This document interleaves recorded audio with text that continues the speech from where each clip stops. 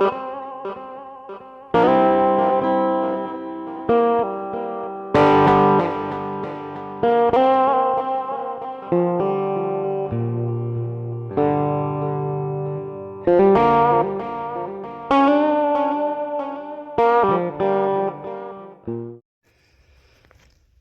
service announcement.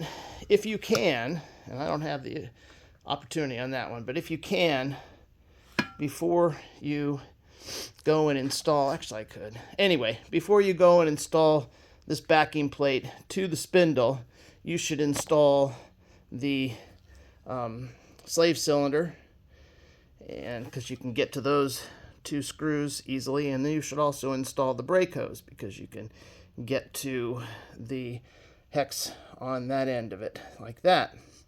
Now, with that done, let's put this back on. So a little disappointment. I was going to put the brakes all together, but I'm missing a spring. It goes from the shoe up to that hook. That one goes to that hook. And that link, I'm pretty sure, goes to the end of the spring. It's got an extra loop on it, or extra hook on it for it.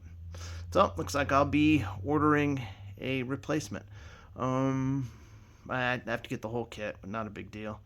It'd be nice to put new hardware, although again, look at it. It looks like it's not 60 some years old. It may not be. I may have put new on before, but everything else is in.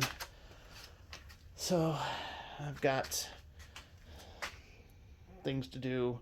Obviously, these are still loose. Once we get the weight of the engine and get it on its wheels. One thing I did decide fairly early on, with all of the struggles of getting the spring in there, was that I have to move the front of the car away from that wall. I need room over there, more room than what there is.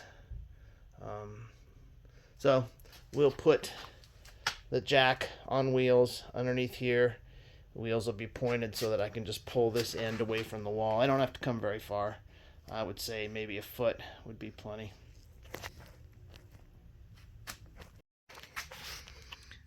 Well, in reviewing the picture, it's the same spring on the leading edge and the trailing edge. Also, that does hook around that tang on this catcher piece there. So I'm looking for another spring that looks like the one that's in there. Maybe there's 3 in the other bag.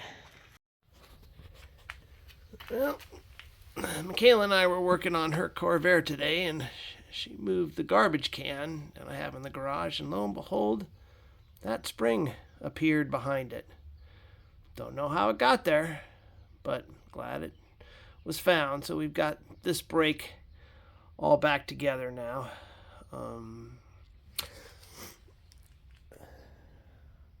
Gonna have to probably put the wheel on, move this away from the wall so I can get the other side, but I've talked about that. Also need to deal, most of this is Corvair stuff, and I just have one Corvair. So why do I have enough spare parts to build 3 more? I don't know. So this is my reminder that this is just on, it's tightened, it still turns, but I don't have the cotter pin in. So I'll have to put that in before I can get it on the road. So I rolled the front end out away from that wall a little bit. So I should have plenty of room back there now to do the install of the control arms, the springs, spindle, etc.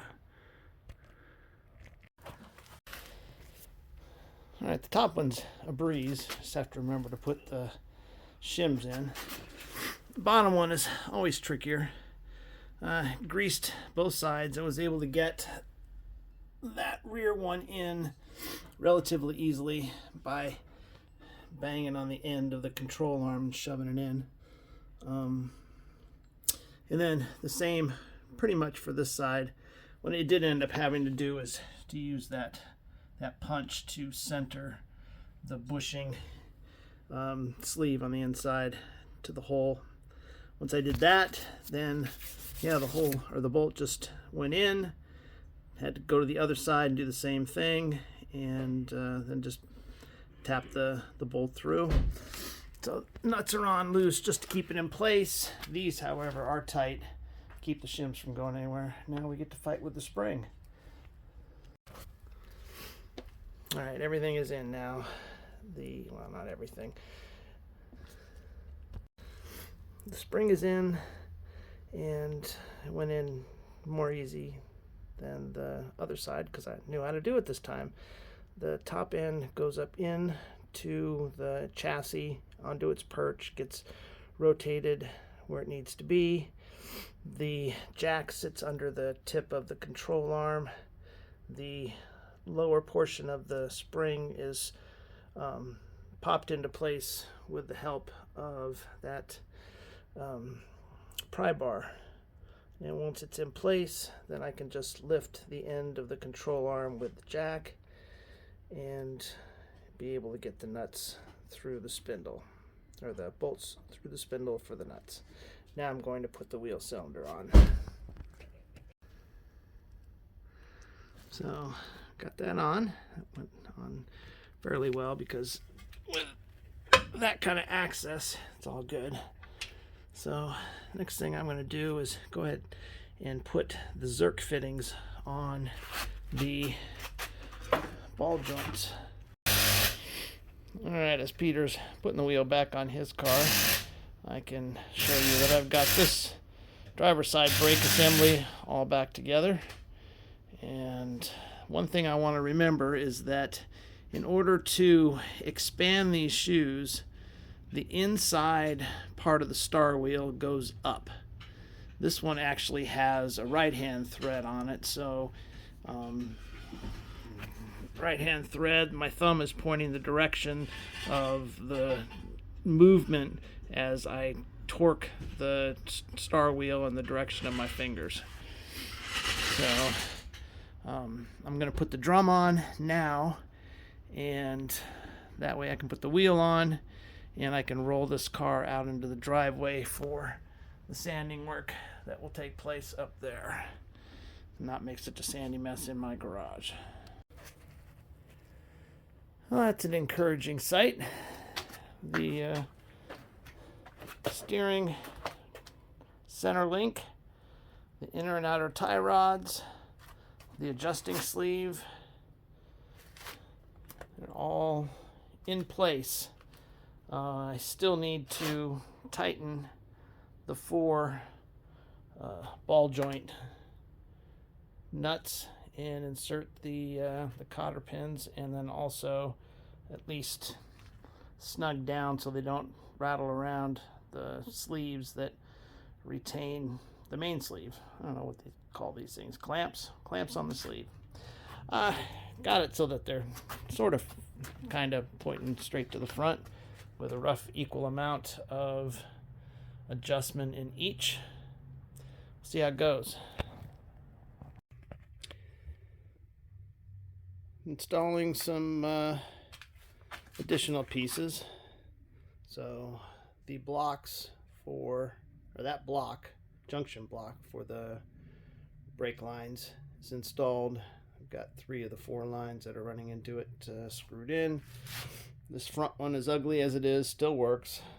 It is now screwed into the end of the brake hose. That bracket that you see there, that was screwed in. The same thing on the other side.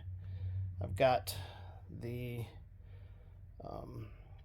tie rod end ball joints tightened up and cotter pins in them. I've added that lower bumper right there on both sides, and I've looked at some of these other things here that are left to put on, and I'm going to go ahead and spring for some new rubber for those roll bar end links. I need to clean and paint these, clean and paint the roll bar, and then clean up. I'm not sure what I'm going to do with the steering box and power steering unit. Probably just clean it, and that would be ready to install. So I think we're at the point where we can take it off of the, I guess I'll leave it on the jack stands until I get the steering box installed. Clamped the sway bar to the table out in the driveway and went at it with the wire wheel on my right angle grinder. And then these sway bar bushing clamps, used the wire wheel and just went at it with them. So, or went at them with it. And now I'm going to open up this can of top coat, direct to metal, and put a coat of it on these pieces. All right, paint is on. Looks nice. So we will definitely spring for a new pair of those. Those are on order.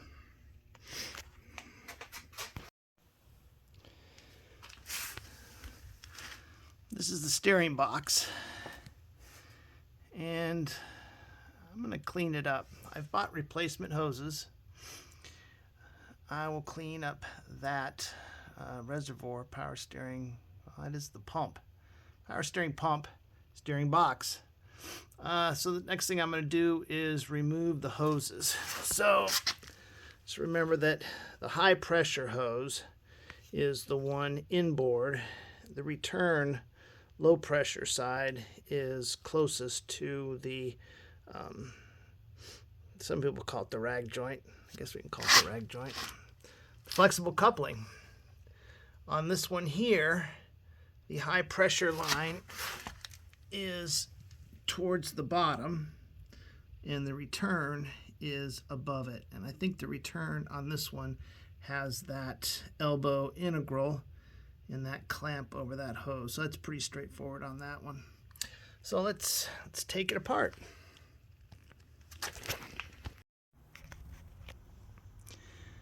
It's not perfect, but a lot better than it was.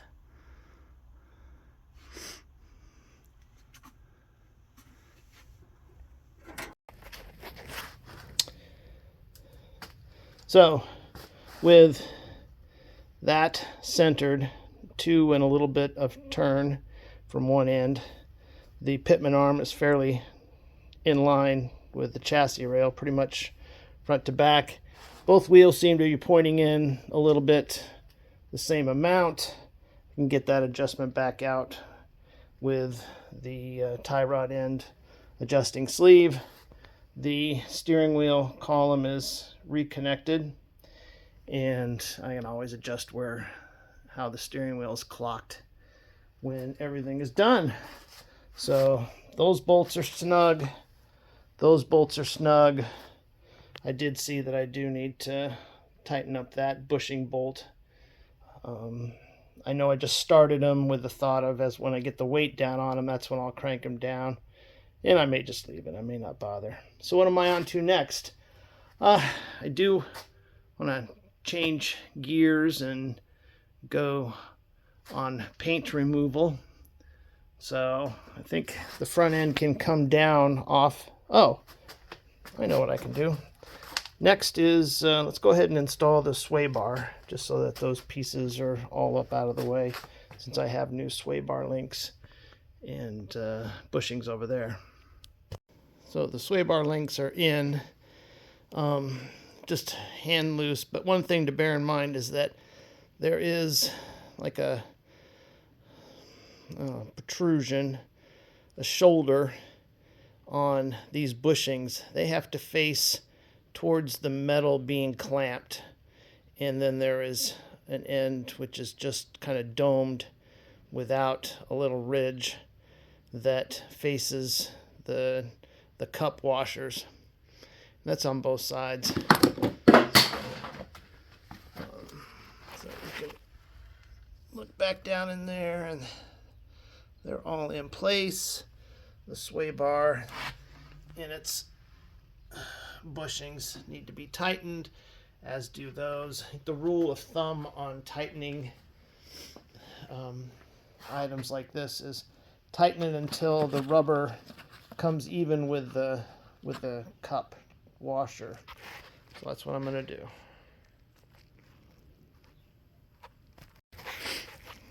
New shocks for the front. One thing I didn't mention was in installing those sway bar ends, I lubricated with grease all of the rubbing surfaces so that hopefully it'll prevent squeaks. I'll do the same thing here. And down in the lower control arm, rather than reusing some nasty old clips, plus there was one that was broken. Anyway, I got some new ones, so that'll go together nicely. So this side I've got the new clipped nuts in place. I made sure that they were aligned with the hole by starting that screw. And this side I've already got the shock pointed up through the hole. I remembered to put the one set of bushings on one side. And what I did was installed it without this piece for now up at the top. That gave me enough to pull these in. Now I can go back to the top and replace, or just take that off and put the rubber bushing on. Then move and do the other side.